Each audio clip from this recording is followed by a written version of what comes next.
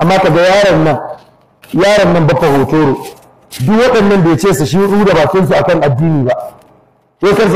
taɓa ce waɗannan masu wannan iskancin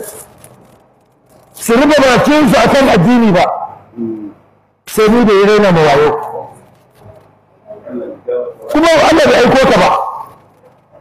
a gidan ku ba wanda Allah ya aiko annabi Muhammadu cewa ya ballighu anni wa law aya ku isar min ko da aya daya ya abin da kai annabi ya ce isar min ko da aya daya to kamar ni ne isar da nawa mana annabi babba kamar ni isar da nawa kana je ka isar da naka isar da naka ni nan isar da nawa in mun je lahira dai ai ba kai za ka karɓi nawa ba ni ma ba ni zan karɓi naka ba ko to sai mu jira mai karɓan gaba daya mu ga nawa zai karɓa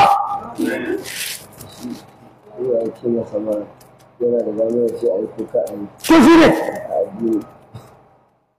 kai da kanka ba ka da wani lasir na ka ce a yi a addini ko a bari a addini abin da kake ce wannan a yi fa kai na gani kai a littafi kake kokarin ka sanar da mutane ni ma na gani nayi a littafi nake kokarin sanar da mutane sai haka har yana roƙo wajen Allah sai da mun magana akan addini ba ka ga mu akan abin da kake so yi magana akan shi